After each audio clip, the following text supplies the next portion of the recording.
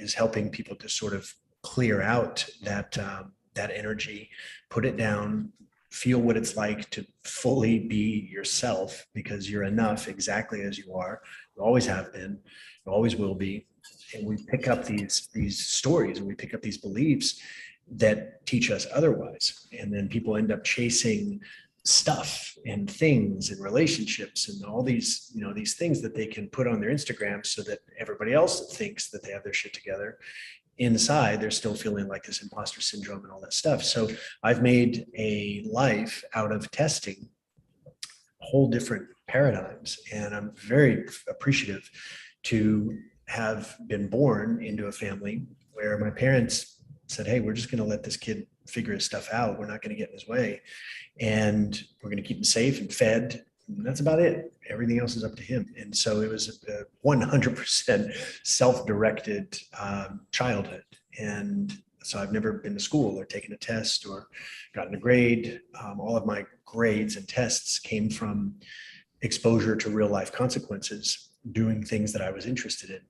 And the more time that passed, and I realized that I was seeing the world in a way that it seemed like other people weren't. And then I started hearing the little competitions that people had learned to play, whether it's grades or looks or your income or all these little, competitive things that people do to try and stand out a little bit more. Ultimately, the only reason we want that is because we want to feel special and we want to be seen as special. And ultimately, that just means we just want to be loved. And so as I began to see everybody kind of playing these games that I just didn't have any interest in, I was able to build a very successful business teaching martial arts. And the way that we did it was really the strength of our team. And so there was a tremendous amount of relational capital that was built up within our team. And that made our business very successful. The students felt it. The parents that were coming in to bring their kids to these martial arts classes, they could feel it, that it was really about the advancement of the child and of the individual using martial arts as a vehicle. So, we had thousands of families go through this training. And then about 10 years ago, I realized that was it. I'd gone as far as I could in that vehicle. So I sold my schools to a partner and started over again. And it was a beautiful year of chaos in 2013, because I was also in. That's right, get it, Greg. Just get that wood shop going. Oh goodness. He's like, I'm going to listen to these guys, and I'm going to build I'm going to make a wooden bowl on my lathe. Yeah, that's great. It's a good setup. That is fantastic. I'm a little jealous now. Yeah.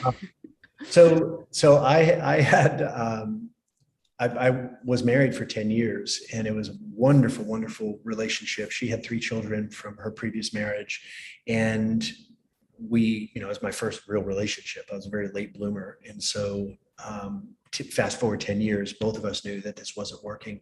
So we parted ways, and I sold the business and got divorced within a span of 6 months.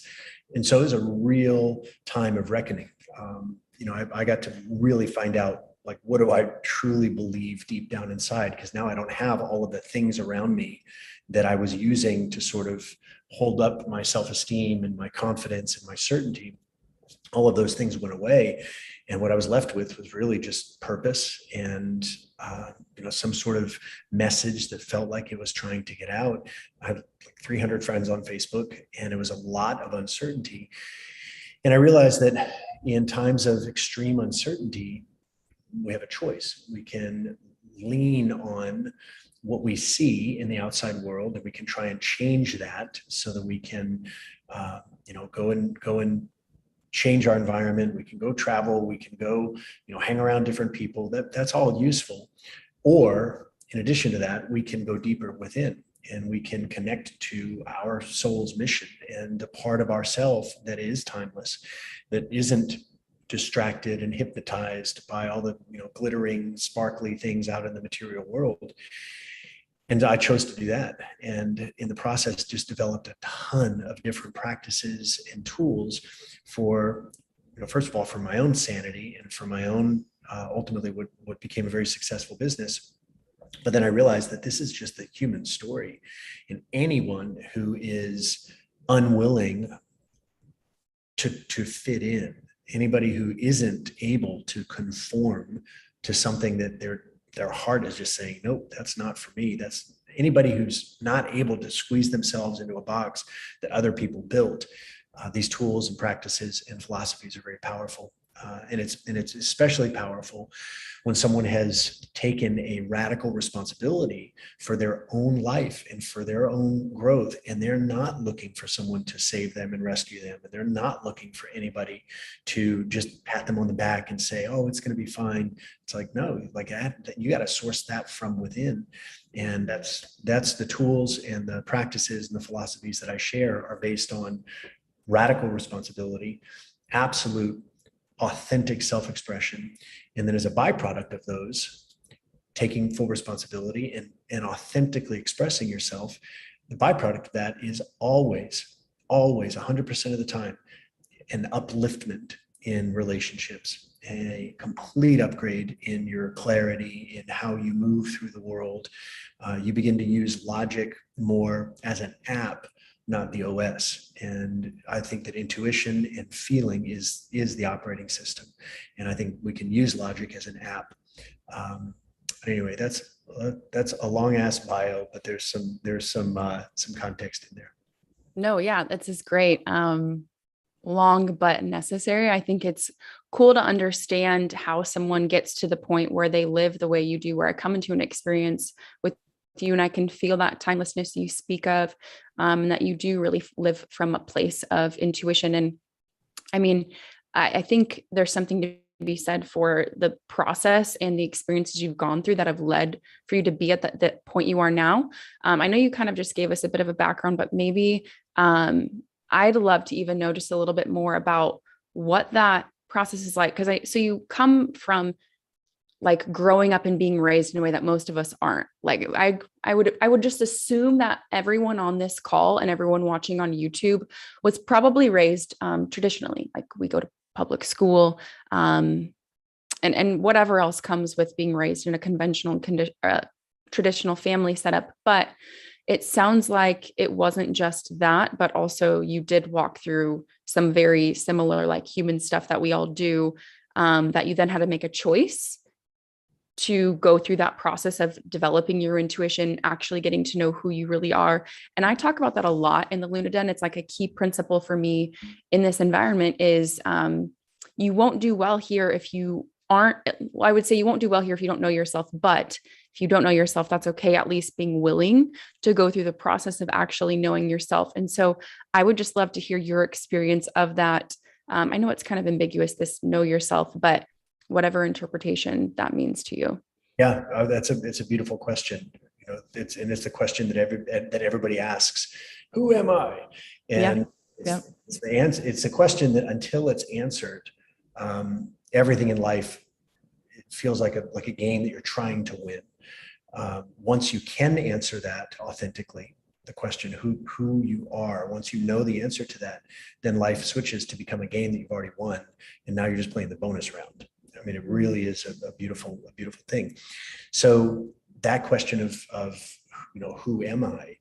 Most people tend to answer that question with titles, like I am a mom, I am a wife, I am an entrepreneur, and there's all these relational titles. But those are roles. Those are aspects of your identity, but that's not the core of who you are. They may be functions of your identity, but that's not the core of who you are. And it can certainly feel like, especially, Callie, you have a baby that is fresh to this world, and, you are literally like that baby took pieces of you with it. Like you are about as connected as it comes.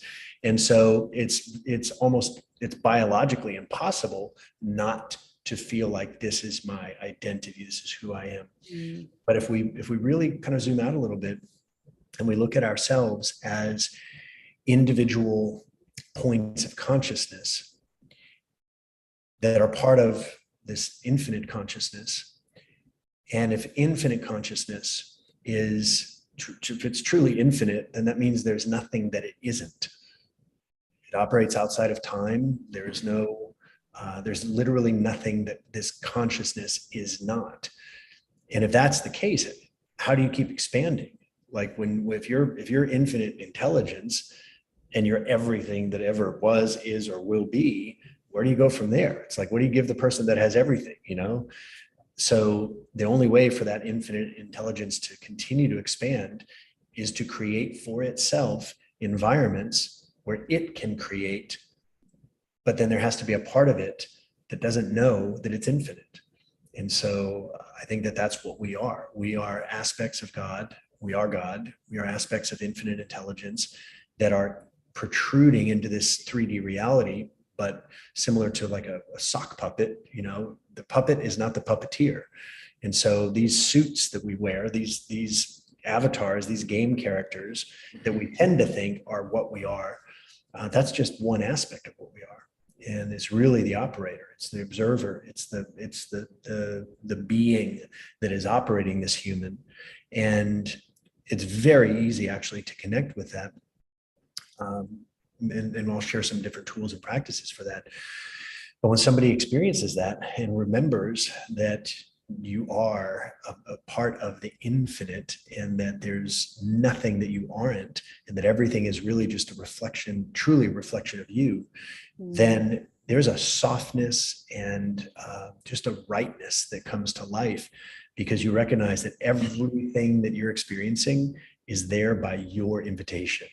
And that's a big thing for a lot of people to accept, because everybody wants to take credit for the good shit. Nobody wants to take responsibility for the awful stuff. So they're like, you get a car, you're like, I manifested a car. And then somebody dents that car and you're like, motherfucker.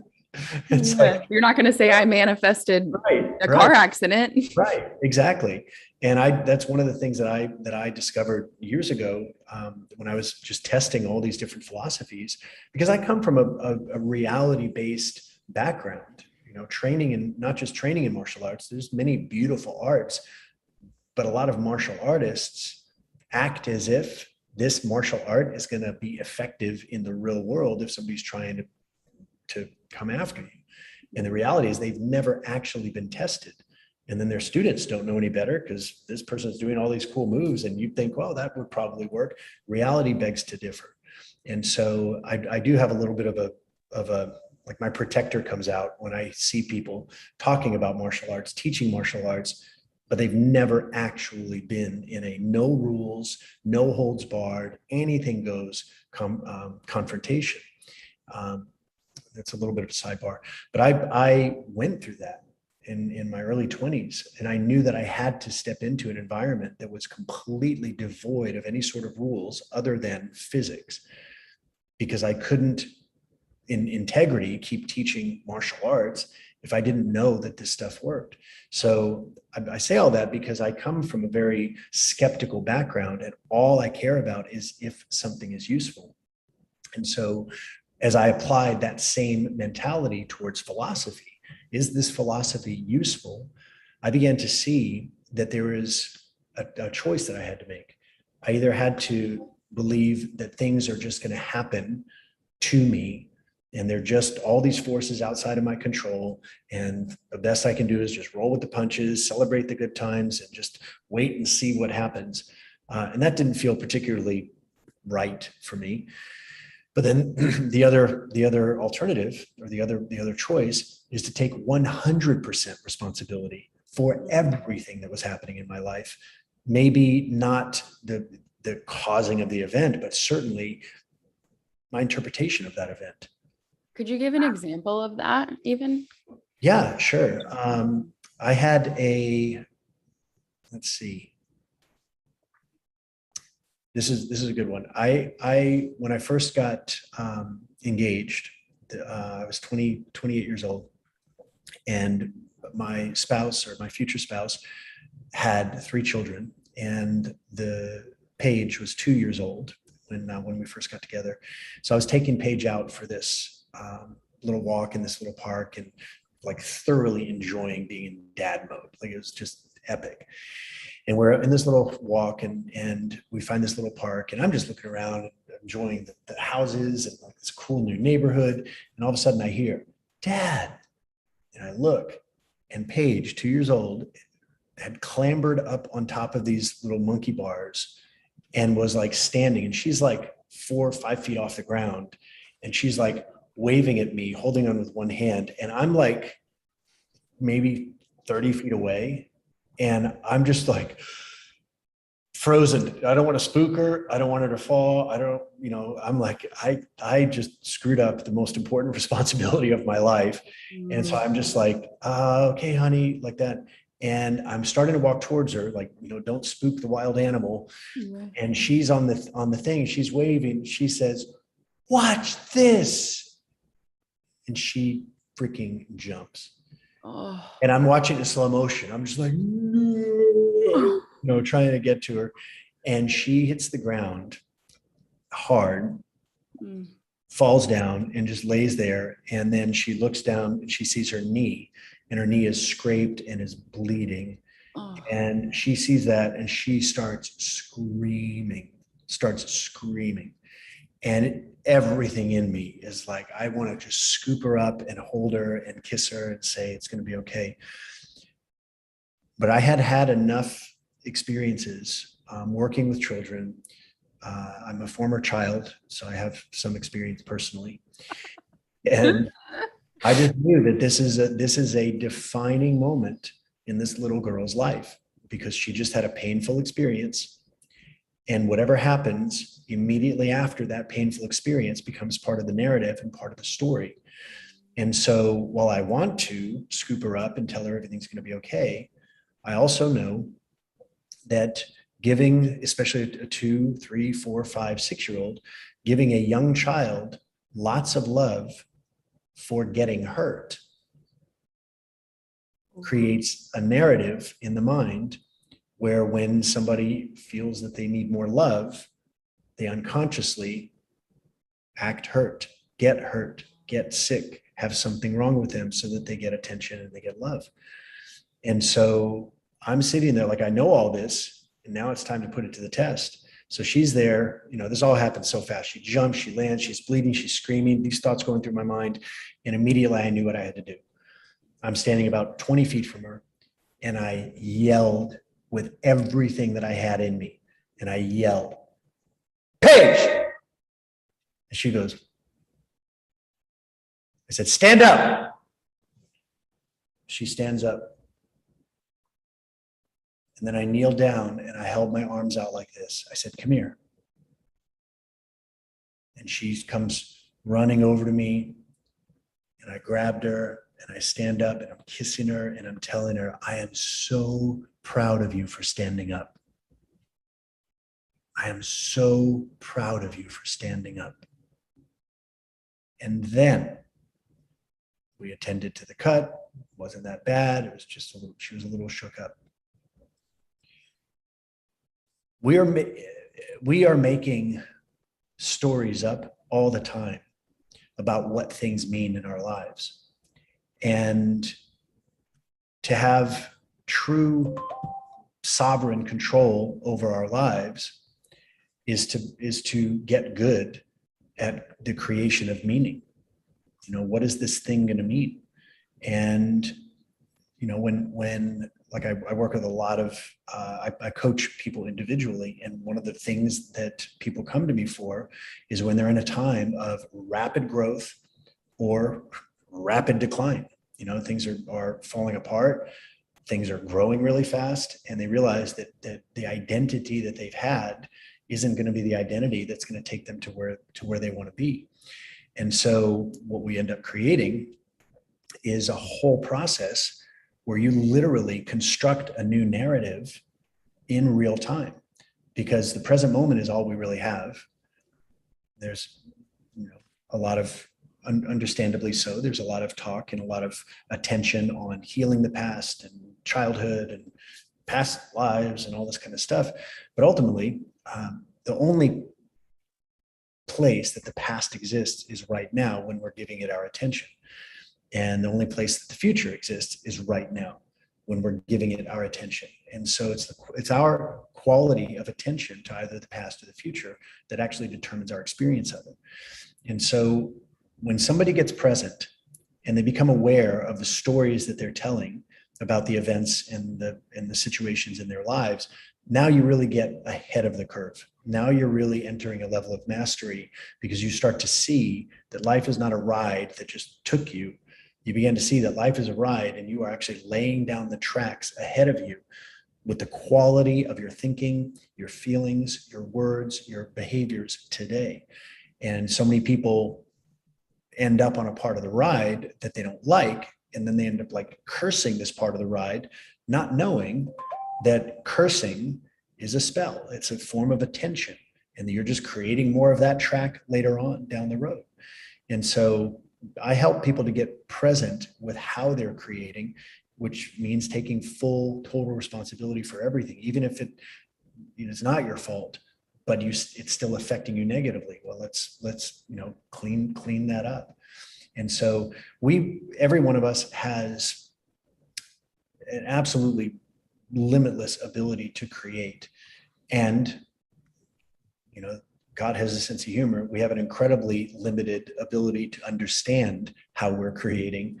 We're born with it, and then it gets both spiritually and socially. There's this amnesia sets in.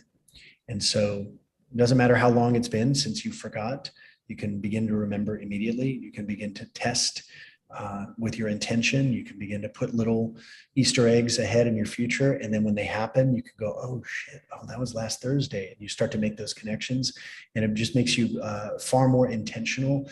Life becomes a lot more fun. Things stop happening to you. Everything starts happening, not even just for you. It starts happening through you, because we are partnered with the Creator. The Creator creates through our focused intention and our attention. The Creator can't choose, because the Creator is everything. What are you going to choose from if you're everything? So the Creator creates us so that we can choose. We can't create. We don't need to create. The Creator will create for us. So it's an incredible harmonious partnership. You just got to get focused on your focus. What is the thing you're focused on? Oh, Courtney, you're muted. Oops. My bad. Yeah. Okay. Cal, I think you had something you wanted to. Yeah, I guess what I'm hearing, Jesse, is like you had a few rebirths, right? When you gave up your business, that was a rebirth. When you broke your relationship, that was a rebirth. And I think what I want you maybe to elaborate a bit on is, not to put you on the spot here, but when we have a rebirth, we become willing to, or even it becomes necessary to stop the ideas that we constantly have, right? Because there's confidence in reiterating ideas that sound good to us. And then we take a break and we start exploring ideas maybe that are new to us, right? Which might not feel so confident. The reason I say this is because I think when you're trying to move, let's say, from one version of you to another, which in crypto might be a middle class version of you to an upper middle class version of you, a rebirth is required in your identity, in your thoughts, in your behavior, and in your thinking. Sometimes it happens out of necessity, but what if it doesn't happen out of necessity? How do you facilitate that change in yourself, right? Yeah. Because we resist change, like everybody does. Good change and bad change. Totally. It's just, yeah. Callie, I love that setup, because there are many rebirths that we get to experience. Nature is perfect and builds in rites of passage to make sure that we get focused and we have to pay attention, and we get those choices. Absent a crisis or an extreme situation that forces us to pay attention, we can 100% experience a natural expansion. And one of the most powerful ways to do it, and it's happening here, is through proximity. And I know that word gets used a lot. I'm skeptical sometimes when I see people, just selling that as the only value of their, the super duper exclusive yacht mastermind and proximity. I'm like, well, with who? Anyway, I digress. But being around people who are way ahead of where we are and yet still relatable, will do more for our expansion than anything else. Because when you see somebody who's way further ahead in whatever, it might be their wealth or their fitness or their spiritual practice, anything. If we see somebody who's so much further down the road in our estimation, but we just can't see ourselves in them. We can't see that that's possible for us. Then our brain won't, we'll just reject it. And then we go into spectator mode and we're just like, wow, that person's great. But we don't see ourselves being able to do that. On the other hand, there are a lot of people who are tremendously relatable, but not terribly aspirational.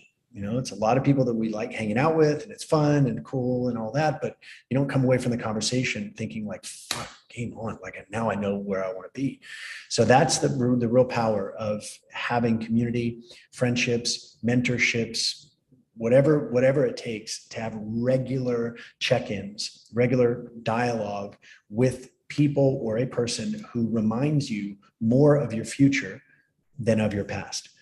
And when you can see you just start feeling like this future version of you, and you start feeling connected to your highest values and your deepest principles. And you begin to have ideas that on paper seemed way bigger than you ever thought you'd accomplish 2 months ago or a month ago or a year ago. But all of a sudden now it just seems like the logical, natural, best next step. Hanging out with the right people will automatically do that. We've all had the experience of having a friend who kind of like enticed us to have more fun than we were intending to have that night or that weekend. And you look back, you're like, how the heck did that happen? It's like, well, you got in sync, you got in coherence. And so you made a really good comment before the recording, Callie, about the difference between intellect and behavior.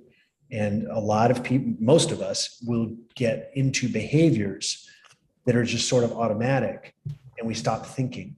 And then we realize that, wow, I'm just going through the motions, doing these things. It's not working. I'm unfulfilled. Okay. And then we go right away from any sort of action, and we go into this inner search, and we read Eat, Pray, Love 38,000 times. And we watch My Little Farm documentary and cry every freaking time because of the pig.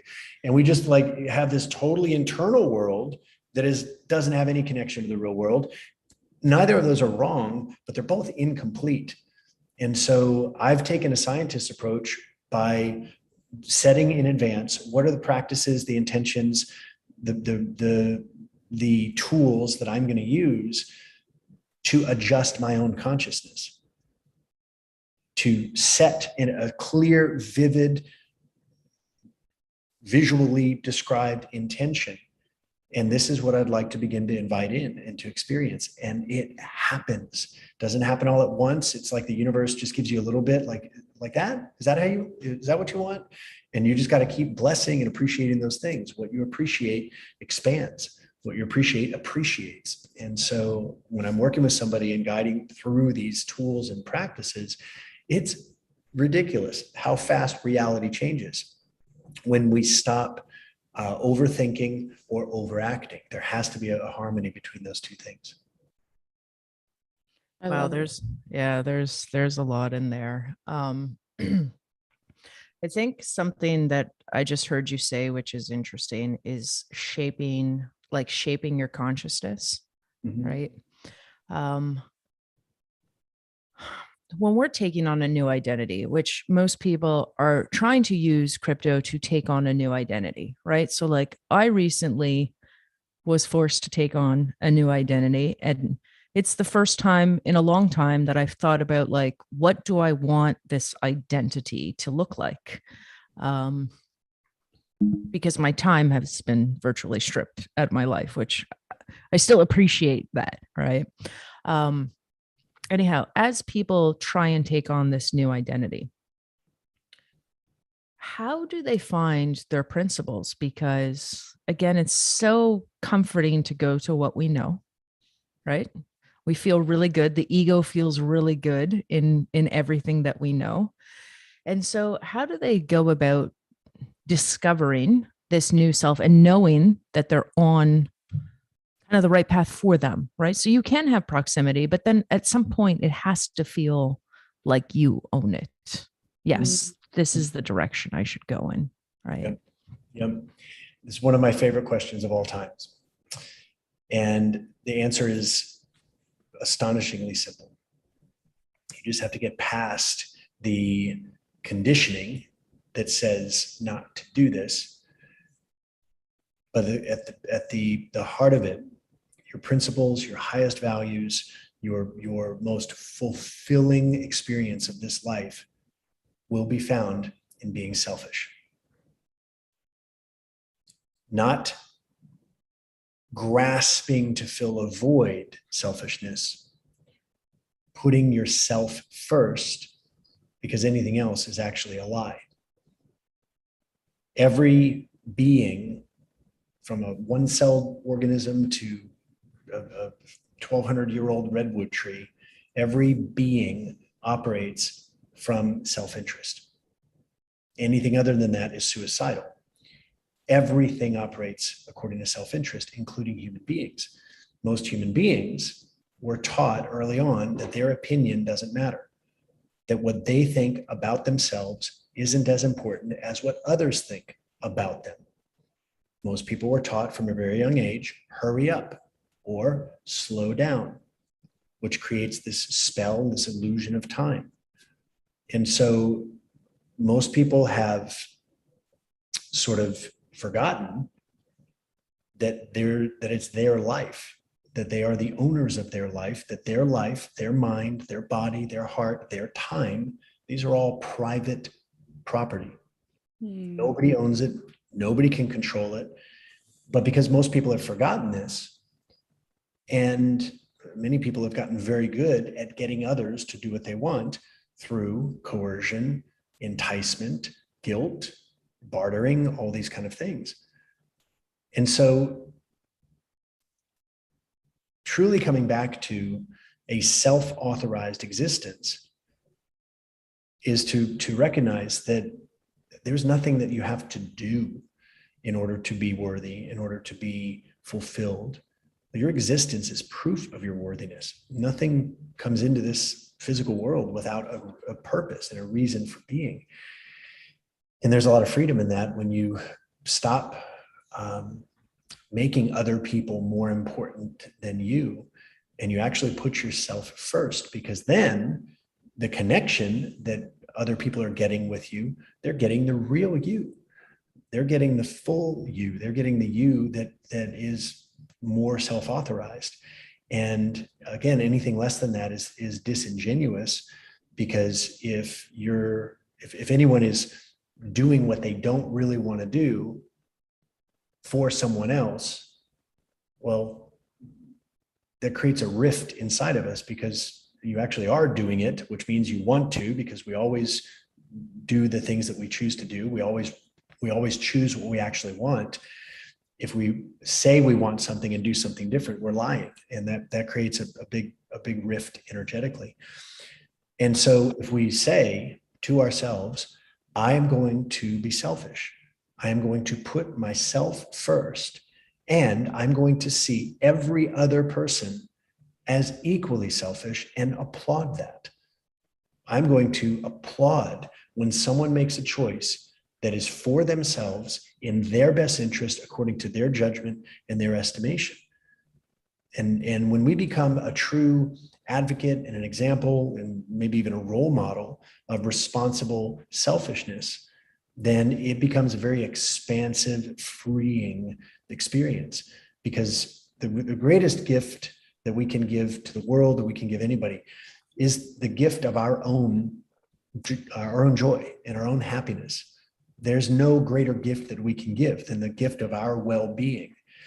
And many people sort of twist this around, and they're like, well, I'm going to do this thing for my kids. You know, I don't really like to do it, but I'm going to do it for my kids. I'm like, why the fuck would you inflict that energy upon your children? Like, where people, you know, I still hear guys sometimes saying like, well, you know, happy wife, happy life, as they've got this, you know, sort of sad look on their face because they can't play golf as much as they wanted to, or whatever. I'm like, you're screwing over the person you claim to love. And now you're blaming them for your choice to not be selfish and give and care about your own feelings. So putting yourself first by seeking whatever brings you the most joy, by doing the thing that feels like the most fun for you, and finding ways to infuse the actions of life with that fun. And as you do that, you're bringing an incredible radiance, an incredible power to every room that you enter, because it becomes very immediately clear to people that you're not playing games, that you're not there treating them a certain way to get them to act a certain way. There's just an absence of that gamesmanship. People sense that you're not there for them, that you're not after them, you're just there. And they get to, it's very interesting. It's like, if anybody's ever had the experience of encountering an animal in the wild, like a big animal, you get the sense like, that thing is aware of you, but it could care less about you. And in fact, it's a little skittish of you because you're like out of alignment with nature. And when a human being is operating from this self-authorized place, it's actually a very similar experience, because people realize all their social games don't work on you, that you cannot be bought, you cannot be manipulated, you cannot be coerced, you cannot be intimidated, you cannot be bullied, you cannot be bribed, you cannot be guilted, you cannot be shamed. You cannot participate in any of those things because it has nothing to do with you. And as you grant yourself sanction, you require permission from nobody. And then when people realize all the normal social games don't work on you, they either go find somebody else to play those games with, or they stop playing those games. And it's wildly liberating for everybody involved. I love Yeah, this so Jesse, much. I used Empowering. to, which I think a lot of people can relate to, give at my detriment, feel resentful to the person that I was giving to from a place of hustling for my worthiness. And then I came to a very apparent thought, right? Because Oak wrote a comment that he said, or he or she, I don't know. Today I've been selfish by saying no to someone and it felt weird. And the conclusion that I arrived at was, I would rather somebody be upset with me in their mind than me be upset with me in my mind, because I live in my mind and they live in their mind. And that their thoughts are their business and my thoughts are my business, right? But I think that there is like a leap that you have to make at some point to be able to just say, I'm not responsible for their thoughts, feelings, or actions. And on the flip side of that is, I am responsible for my thoughts, feelings, and actions, right? So like, we want one side, but we don't want the other side of becoming responsible to ourselves. So and the freedom that exists within that, and it was so beautifully said, when we stop pretending that other people's feelings are our responsibility, and when we stop pretending that our feelings are not our responsibility, then what ends up happening is this wide open space truly of actual freedom. And I think the greatest freedom in the world is allowing others to just have their own experience without needing to change their experience, or without needing to change ourselves in order to change their experience. Kurt Cobain had this great quote years ago. He said, "I would rather be hated for being who I am than loved for being who I'm not." And I think that sort of speaks to the heart of what we're talking about here. This ability to be ourselves, nothing to hide, nothing to prove, and just let other people make up their own minds, knowing that their judgment, their choice, their conclusions that they draw has very little, if anything, actually to do with us. It has to do with them. And if we are giving away who we are to try and please other people, you might be able to pull it off with one person. Like if you're on a desert island and there's only one other person, you might be able to adjust your behavior enough so that person is always going to be happy, maybe. But the moment you have another person, now you got 2 people to try and please, and then you got 3 people, and then you got 5 people, and then you got like 1,000 people. It's insanity. There's just no way to change yourself enough so that everybody else is going to be happy. And so I suggest don't even get on that train in the first place.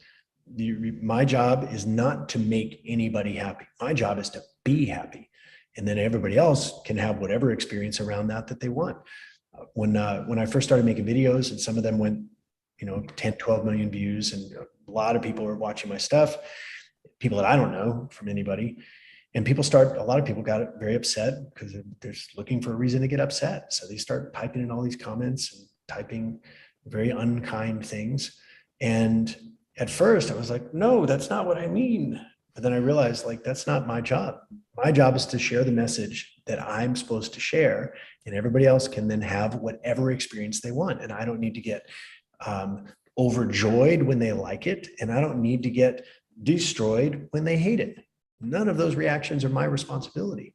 So I did enjoy deepening the dialogue in the comment section when one guy comes on there and he's like, I hate your content. You should be put in jail, all this stuff. And I just typed in there. I said, hey man, I appreciate your enthusiasm, and you're free to stay and watch my stuff. You're free to leave. Nobody's forcing you to be here. I can't believe you talk to me in such a condescending manner. And I said, well, again, you're free to be offended.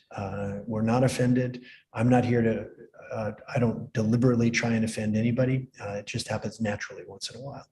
And that was it. And he ended up messaging me later, and he's like, man, I'm sorry. I just had a bad day at work and all this kind of stuff. It's like, it's always what's going on inside of us. And the other side is this, that when other people around us get dumber and when other people around us get mean and get stupid and scary and all these things, well, we got to look inside. Where are we not filling up our own tanks? Because we have tremendous influence on other people, not by manipulation, but by resonance and harmony. I love this. It's such an important topic, Jesse, is that kind of what comes with, like, because we were talking a little bit ago about like the identity shift that happens that we're taking when Kelly was talking about rebirths. And then what comes with that is often what I've realized in my experience. I've seen it with PD. I've seen it with myself. I've actually had a couple of family members who've been very upset about my lifestyle and my life and the freedom that I have. And to be prepared to know that when you're going through that identity shift, that people are going to be offended by your ultimate radical self-expression who needs no one else's approval. And when you know that that's going to happen, you're somewhat like that preparation for it is like, okay, I knew this was coming, and I realized like I owe that person nothing. Like they're totally free to have their experience as you're sharing. That part of it right there was so key for me. I just remember recently having this experience with a family member who texted me some crazy stuff about my life and who I am. And I mean, just some wild things that I would have never expected from him. But I think I had a sense of knowing because of what Nick talks about is like scrutiny and expectations. So that when it happened, I won't lie. Like there was a little bit of like, oh, that doesn't feel good, like that. It did feel like a little bit of attack, on me, knowing this is blood family. But at the same time, it was like, okay, I'm realizing that the more I'm stepping into this, freedom to be whoever I am without the need for that approval, there are people who are not okay with it. And how am I going to respond in that moment? Yeah. When that, angry, reactive behavior begins to happen, I found it useful to go back and look at conditioning that most people have. And again, not to make this about education, but a huge part of the way the educational system, the school system is developed is to actually keep emotional growth held back. There's some fascinating research on this, but basically after the Civil War, the government decided we can't allow for all these independently, this is chaos. We almost lost the country. So after the Civil War, the government took over the school system and made sure that the kids were separated by age, which is terrible for children. It creates a sense of anxiety around others of different ages. It's very xenophobic. And so most people who've had that experience have normalized it, and their parents normalized it, and everybody goes to school. I turned out okay. I'm like, did you really?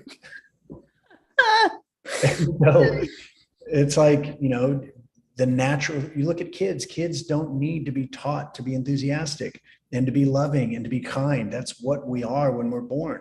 So fast forward, the reason I shared that whole history lesson is because when somebody is acting controlling, when they're acting out, when they're trying to manipulate, when they're trying to guilt you, when they're just literally 5 years old emotionally, trying to get their needs met in the ways that they've been taught. And going back to the story that I shared about my stepdaughter on the monkey bars, it's very evident when you see people who got a lot of love and a lot of attention for being cranky. So all they know how to do is be cranky because they just want love and attention. And so, recognizing that that's what they really want, you can actually still feel, it takes practice, but you can feel always love and empathy and kindness and compassion without getting, condescending and like holier than thou. That's not what it's about. But when we can see people's pain and that they're acting from a place of pain, and we can just turn up the dial on love and appreciation, and at the same time having really clear boundaries, because sometimes the most loving thing you can do for somebody is to say, nobody talks to me that way. When you're ready to talk to me differently, I'll be here. Until then, you need to take care of yourself. Yep, absolutely. I love that. Yep. So good. I actually wrote down as you were sharing I think it was, my job is not to make others happy. My job is to be happy. So that is like that. I think the self-responsibility piece where it's an interesting thing in like, let's just say like self-growth, self-empowerment world that exists online is like, you're here to help others is how it's positioned. And my job and my role is I'm going to make an impact. I'm going to help others grow. And I remember one day I was on a walk with PD and he was on a phone call with a guy. And the person on the other line, I believe, was just a bit offended that PD was saying, my job and what I care about isn't actually helping other people. What I care about is helping myself. And by doing that, I give others the opportunity to do that for themselves. And it clicked to me in that moment that so many of us believe that our role and the game we're playing is so that we can just say, I've helped a bunch of people, but rather it's rather, how am I actually showing up for myself? And by doing that, it's just an automatic, like I give others the opportunity to do the same. I don't even have to talk about it. I don't have to say I'm helping people. I'm just living my life. The way I say it is like, according to me, I'm going to live life according to what's true for me. And when I do that, you have the opportunity to do the same. So good. It's so clean. And it really is, when people, especially in coaching and personal development and entrepreneurship and investment circles, there's this very glowing sounding, noble, like, I want to change the world. That's just an absolute play for significance. Mm-hmm. That's just somebody who wants to be seen as valuable, important. At the end of the day, they just want love. And so that's one reason why PD and I get along so well, because we share that philosophy. And I've done the best I can to live by this, but I've been teaching it for a couple of years, is that, everything in nature has a function and it just is what it is. And the sun just shines. And as a byproduct of the sun, there's this light, and then this light creates another byproduct called photosynthesis. And there's another byproduct called life. And all of that just happens. But if the earth disappeared, the sun would never know. The sun is just going to be the sun. It just continues to shine light because that's what it does. So being selfish in the sense of doing what pleases you and always putting your feelings first, then creates a level of ethical connection to everybody else, because then everybody knows exactly who they're dealing with. They know where you stand. There's no mysteries, there's no games, and it is very liberating. They begin to be that version of themselves. Mm-hmm. Yeah, absolutely. Yeah. Going through that experience is very liberating. Mm-hmm. What does Juliana say? So to become a self-actualized millionaire, we need to release old paradigms and adopt new ones that we claim by surrounding ourselves with people who admire who we have created and lives we're striving for. And that makes me even think, Jesse, like, how have you, I'm curious to know, I mean, for me, sometimes it feels like it just happens naturally. I don't even have to really go looking for it much, but how have you, when you talk about proximity, how have you chosen who these people are that will be the ones who, like you said, are not too far out of reach of what your consciousness can comprehend as relatable, but also is aspirational? Like, how do you go upon that process of being like, okay, these are the type of people that will do that for me? That's a really good question. I found a tremendous amount of energy in diversity. So finding people who are like best in the world at whatever that thing is. And so sometimes it's a skill, sometimes it's a lifestyle, sometimes it's just a level of self-authorization and self-expression. And the person's, totally broke, but like the most fascinating, unique storyteller. And like they've got it nailed. They're not competing with anybody, they're just themselves. And I found it to be very powerful to spend lots of time with lots of different people while always looking for the roots of their authentic self-expression. Sometimes those roots show up as, the fruit of the labor, and it shows up as the thing and the experience and all of that. And that's beautiful. Other times it shows up as just a sort of quiet presence. And so I find a lot of joy and a lot of energy and a lot of fun in just having a tremendous diversity of friends and clients and all sorts of people that I get to be around. That being said, it's critical, in my observation, to have a continually elevating set of standards about what we will and will not allow into our life, because it's the default is right now, especially in the planet right now, the default is very heavy, sort of scarcity thinking, fear-based, all of that. So if you stand still, you're automatically going to be going down. You just catch one or two headlines a day, couple of stray comments at the coffee shop, and next thing you know, you're like, that stuff's in your vibration, it's in your mix. So you have to be very, very on guard about your own levels of energy. Literally. Yeah, totally. Boom. So seeing your, or noticing your own energy levels, and the moment you feel that something's off, you change it.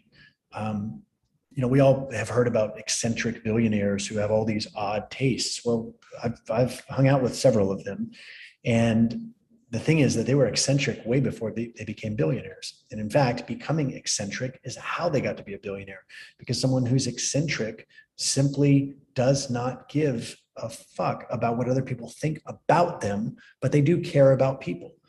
And that's a very fine line. So if you walk into a restaurant and you're like, yeah, this just doesn't feel right, you leave and you go find another restaurant. You have finely tuned sensitivities for what your standards are. And it's an endless game. Yeah. So empowering just to hear you even talk about this stuff. Just like even feeling myself walk into an experience where I'm like, I don't like this restaurant, I'm going to go somewhere else. It's like, yes. It's like this, it's the little choices, it seems like, that build up to these bigger bits of growth that happen. Yeah. Jesse, it's very, very fun. You said something that reminded me of some advice that I recently received from someone. And what they said was, theories can be dangerous, right? Especially the ones that you buy into, because then you don't remain neutral, or you don't remain open to both perspectives and both sides. Anyhow, I just wanted to share that, because somebody planted that seed for me, and I've been meditating on it, right? And it's kind of opened me up to being able to see all perspectives. We do have a question from Abraham. Yeah. Abraham, why don't you unmute yourself? Hey, what's up? Can you hear me? Yeah, what's up, man? How you doing? Good to see you. Yeah, good to see you. I appreciate this morning. This is great. I just I like to say, people like you, and me, we're in the reminder business, and it's just like, it's like stretching, reminding yourself every single freaking day, of these truths. So I really appreciate it, and thank you guys at the Luna Den for holding this. Let me see if I could just summarize a real quick question, and it has to do with relationships. And I guess just for some context, 2014, 15, 16, I went through this period where I put myself first, and I was really living everything that you've been talking about for the last hour. Like, I was living it. And I felt the most empowered I ever felt in my life. And I texted you recently. I told you, I was like, I feel like my life has gone off the tracks. Like, I don't know where I am anymore. Right. And it feels almost as though, like, as I was stepping into my power, my life was like, okay, you're on the train. You can have whatever you want. And in walks this like beautiful woman. If anybody has met my wife or seen my wife, I mean, she's gorgeous and she's wonderful. And it's like, I finally meet the love of my life. And I'm like, okay, I'll get off at the first stop, And so I got into this relationship, and relationships in general are tricky and challenging.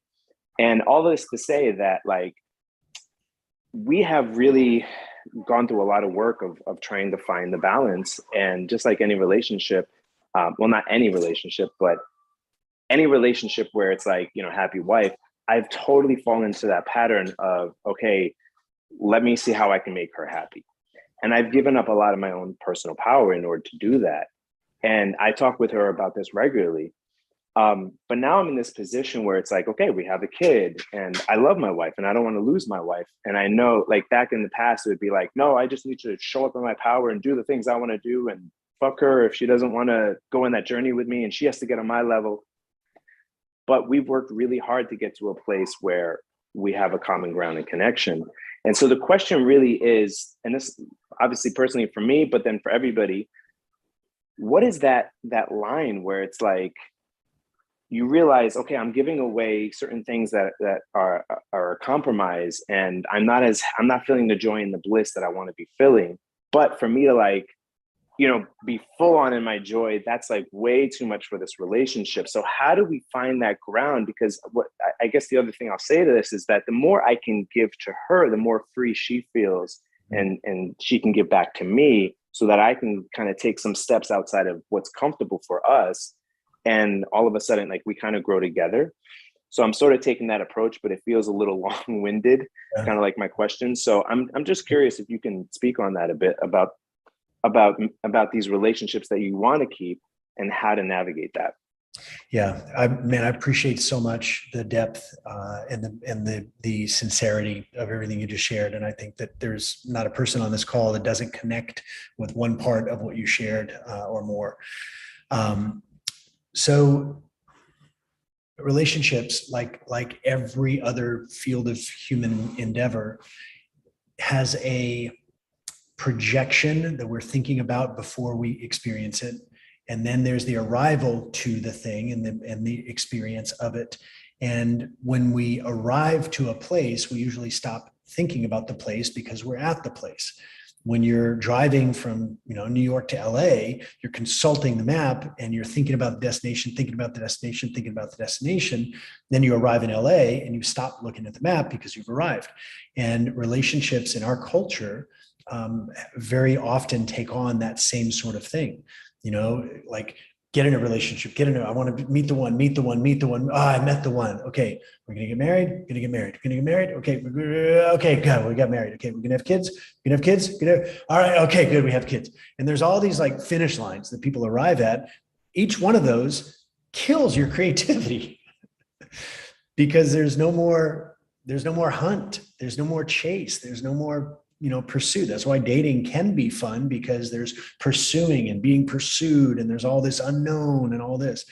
So first thing is to, in getting pause for yourself, taking time for yourself, go for a walk, go for a really tough workout, go meditate, go like get back in Abraham's zone, and just remind yourself, you have a relationship, but you are not your relationship.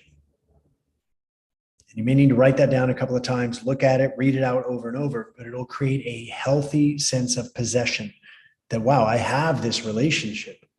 It's not, you're not in the relationship like this dwelling that's trapping you. It's actually right here in the palm of your hand. You control your aspect of it, and it has become what you've allowed it to become. And when you externalize it and you go, okay, I have a relationship, but I'm not in my relationship, then you can, and this does take some practice, but you start leaning back into daydream mode, and you just start writing out, okay, what would the ultimate relationship look like? Now, this can be challenging because, if you've got all sorts of wild ideas in your mind, that you also have fear and guilt and rejection and all that, either imagined or historical within the relationship, then just thinking about those things can bring up the resistance. But just keep leaning. Yeah, but what if I could? But what if we did? But what if this? Stay in the what if game. You stay in this what if mode long enough, and your core desires will start to come out. And keep, as you're doing this what if game, imagining this crazy, ideal, beautiful relationship, you're looking at it not just from your perspective of what's in it for you, but also quite selfishly how good it will make you feel to see her experiencing everything that you believe she wants to have and everything you believe is near and dear to her heart. And so that would be the first, two steps. One is get some space, go for a workout, clear your mind, no phone, get in the Abraham zone, then sit down and write what if. What if I could have any relationship that I want? What would the qualities of that be like?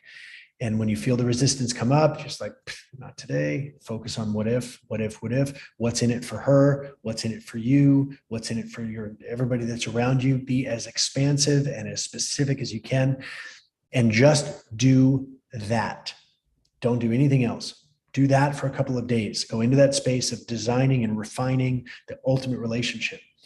Then, after a couple of days of doing this, you're going to have connected to more of this vision. You'll have done some creation around what it is you want to experience. Then what you do is you start focusing on your current relationship, but you only focus on the positive elements of the relationship, the positive elements of that person. And this can also be hard when we feel held back, when we feel restricted, when we feel like they don't get it, they're not on our level. We've just gotten ourselves really into the momentum of negative focus, but there are also many, many positive aspects that we want to take from intellect to true understanding. And the way that we do that is, again, by focus. So write out a list of the positive aspects of your partner. Write out, even if it's something tiny and silly and doesn't seem like a big deal, that acts as a sort of hyperlink in your mind. And when you click on the fact that she's got nice earlobes, you just click on that. And then it's like, okay, well, now you're in this next level space of appreciation, and again, and again, and again. And you literally tune yourself into the frequency of love and appreciation. And I know I've struggled with this in the past where I get resentful. I'm like, I shouldn't have to do all this shit. They should just understand it. I did all this. I did all that. I did all that. Why don't I have steak and blowjobs every Tuesday? Blah, blah, blah. And then I'm all pissed off. But I'm like, well, no, it's like I'm the one creating my feelings. And so let me create better feelings just because it feels better to feel better. I don't need anybody's help with that. I can do that. And then I found invariably, whether personally or professionally, that the qualities of the relationship began to change. So there's deeper that we can go, but those are some good starting steps. Really glad I appreciate. Yeah, I appreciate that. And I think the other thing, as you're speaking, that just I'm present to is what I really desire is just radical selfishness for both of us. Yep. So I'm sitting with that. Yep. And that could be a great opening to a conversation with your partner, is to say, hey, I got on this call today and we had this great call with Lunaden, and the idea of radical selfishness came up, and I started, I know I have my thoughts around it, but I really want to hear from you. Like, if you could have like 4 hours to be just ridiculously selfish, what would those 4 hours be like? And like put it on her and open up that invitation if she's into it. And then just make a game out of it. Say, okay, then for the next, 4 hours, I'm going to do everything in my considerable power to fulfill your wildest fantasies. You want me to do the dishes? Stand back, watch this, whatever it is. Thank you, brother. I appreciate that. Yeah, great question, Abraham. Thank you. Isn't it interesting how when you give yourself permission to do something, right? Just to riff off Abraham here, you give everybody in the room permission to do that exact same thing, because they're like, Jesse's doing it, or Courtney's doing it, or Callie's doing it. So maybe I can do that too, right? So giving yourself permission to do something gives everybody the permission and the empowerment to also do it as well. And on that note, since you're a recent mother, Callie, the thing that is kind of my aspiration, talked about hanging around people that are aspirational. My aspiration is my 2-year-old who gives 0 fucks what anybody thinks. If she wants, the Cheerios, it doesn't matter if we're in the middle of a 4-lane, highway street, she wants the Cheerios, right? So it's just fascinating to see what life is like before the conditioning. Love it. Keep that alive. It's amazing. Courtney, I love that. Theme of this convo is self-permission. And somebody will, people are gonna get their feathers ruffled, and they're gonna get upset, and they're gonna, all of that's inside of them. So I think Wayne Dyer said, if you squeeze an orange, what comes out is juice, orange juice, because that's what's inside. It doesn't matter who squeezes it. And so, when you are self-expressing, and when you decide you don't need anybody's permission to do what you feel like doing, when you overcome the conditioning of playing hooky and, taking a day off from school and, defying all of this, bullshit authority. It's not actually authority. They require your participation. But when you stop playing games you don't want to play, other people are going to have something to say about it. And very often you might hear somebody saying, well, aren't you a little full of yourself? Well, let's think about that question. Aren't you a little full of yourself? Yep. I would hope so. Yep, I am. Who else should I be full of? Yeah.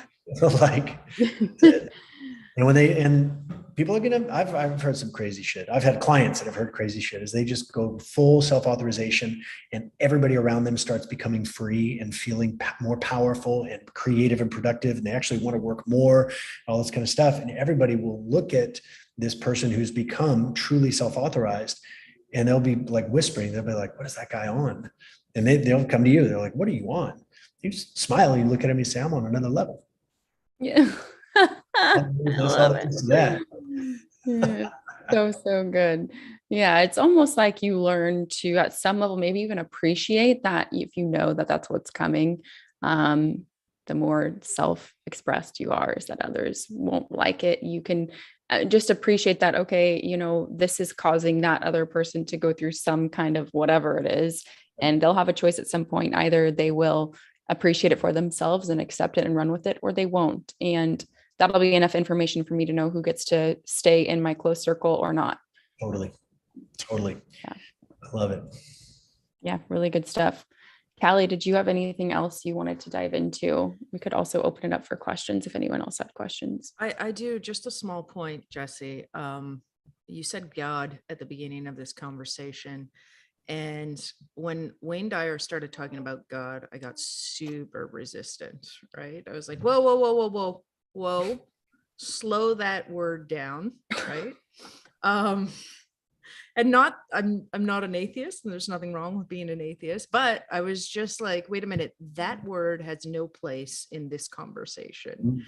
And as I listened to Wayne Dyer, I understood what he meant by God as infinite, or even just this idea of something bigger, something more than just this, wake up 9 to 5, go to work. And that being the end of things.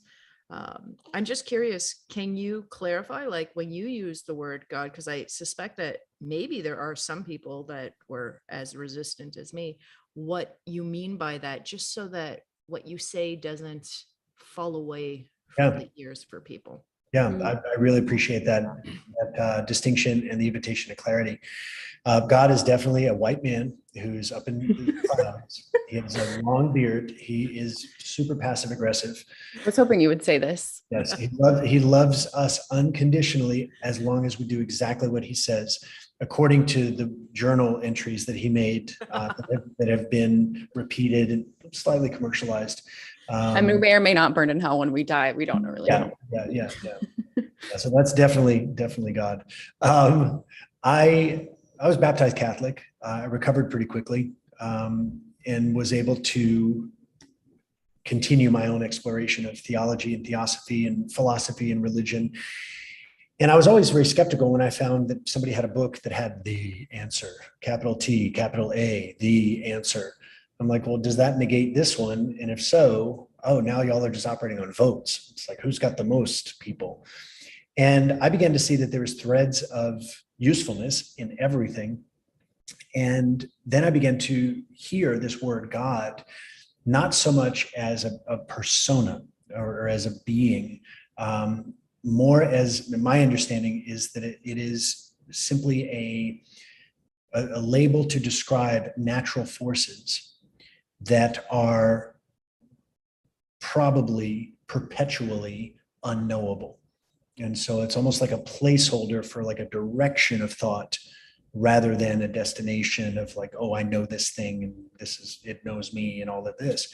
I observe a lot of people have a relationship with this word, God, that is actually the one that they wish they would have had with their parents. And so they're seeking approval, avoiding disapproval, asking for, for all their wishes to come true.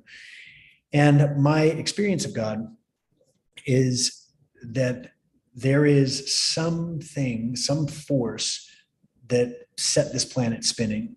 And whether the planet is a sphere or a disk makes no difference to me. I really don't care. Like round earth, flat earth, like that's not up to me.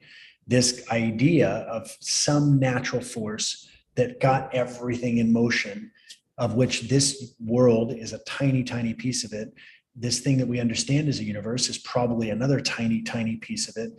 And so maybe the entire thing is completely unknowable. If that's the case, then what I can observe is that everything is in motion and things go through a process of being generated. They go through a process of being organized, and then they go through a natural process of disintegration back to their elements. And then it happens again. All those elements get constructed and generated into something. They get organized into something, then they disintegrate.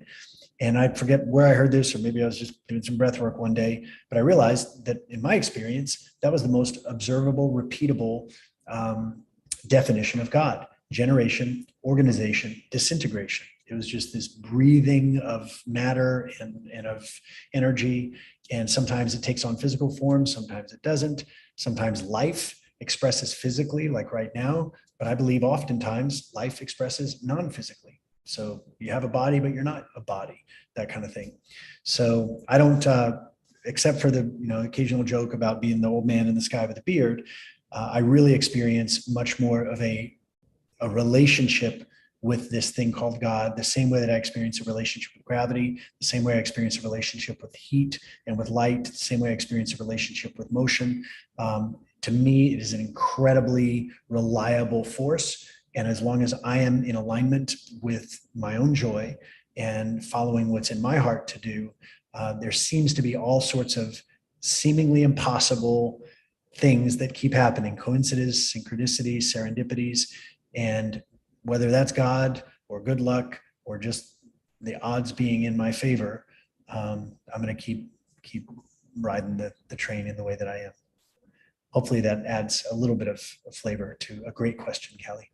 Love that. Thanks. Petey loves when you talk about good luck. He loves when you call him lucky. So it's a good, there we go. Good little correlation for God. Yeah. We can open it up for any other questions at this point. Petey is a byproduct of luck. Yes. Nick is here also. Hello, Nick. Well, any questions? He's not talking to us. Nick's No. Microphone off, camera off, always. All right. Well, I don't see any other questions. Jesse, we really appreciate you jumping on and doing this. I have to say, just for me personally, this was that word that we keep using is liberating. And it's interesting because last week when you did the town hall with Wolfden, you went into a lot of actual, I want to say like things people can do. Like you went through some logistic, like here are steps you can start taking, and like meditation and, but I mean, you described it way better than I can in this moment, but I was thinking about it all because, I think there's like, there's a population of people who do a lot of these steps, whether it's the meditation, breath work, like they do all the right things to be spiritual, to know themselves, yet never seem to actually fully become self-expressed because the task list doesn't really build the character always of a person who, and that could be a whole conversation we can go into, but I just want to say this was really great for me because I've always been a bit curious, like what bridges that gap between the person who's doing all the right things versus someone who doesn't need to just do the steps. They actually know how to embody the character. And I feel like you answered a lot of that today. So this is really powerful. I'm very glad that it worked out the way that it did today. And what you just said, I think this is a great note to close on. So many people are taking the steps to try and reach a state of being, and sometimes that works. Sometimes you go through the actions, you go through the practices, you go through meditation and journaling and all this stuff, and then you reach this aha space where like you know exactly who you are. I've found it to be a far more efficient approach. Like if I'm working with somebody one-on-one and we just hang out for the day, through that natural relativity of just being in the same space and doing all sorts of cool things, conversations naturally arise. And I not to toot my own horn, but when I walk into a place, especially if I'm with somebody that I care about, that I'm connected with, there's just an energy that changes. And I had a client in Austin a couple weeks ago, and we were just doing the most mundane of things. We went into the store and got a smoothie. But as soon as we walked in, and the energy just changes. And people are like, hey, what's going on? And I know some people there, and that's cool. But you could just, there was like an electricity that was happening. And he said that was worth his $15,000 for the day, knowing and remembering that he can decide in advance what he wants to be and who he wants to be before he shows up to any room. And he messaged me a couple of days later. He had a huge meeting with some of his team and employees and some of their vendors. And he said, I just did what we talked about. I decided in advance who's the guy that's going to show up. He said, I showed up into the room. It was the best meeting we've ever had. Big decisions were made because people felt liberated to be themselves. Astonishing stuff. So it does start from the being place, and it is a practice, and it doesn't have to take very long. Oof. Yeah, that was a great close. Really, really good. I love it. Doesn't have to take very long. Well, Jesse, we super appreciate you jumping in and supporting us. I mean, like I said, this is such a key part of what Luna Den and Wolf Den is built on, is these principles that you're talking about, and not just principles, but the way you live and who you are. So I feel very fortunate just to have you coming in and teaching us some of this stuff. And I'm looking forward to hopefully some more of these inside of the Luna Den. And I'm thinking even kind of how Wolf Den does, where it'll be for our members only. We won't be doing these public with you. That way we can keep that intimate setting where we can keep diving in like this. So yeah, thank you so much. Cal, anything else you want to close on? No, Jesse, will you stay on when everybody gets off? I just wanted to share something with you. Not to build any anticipation, guys. But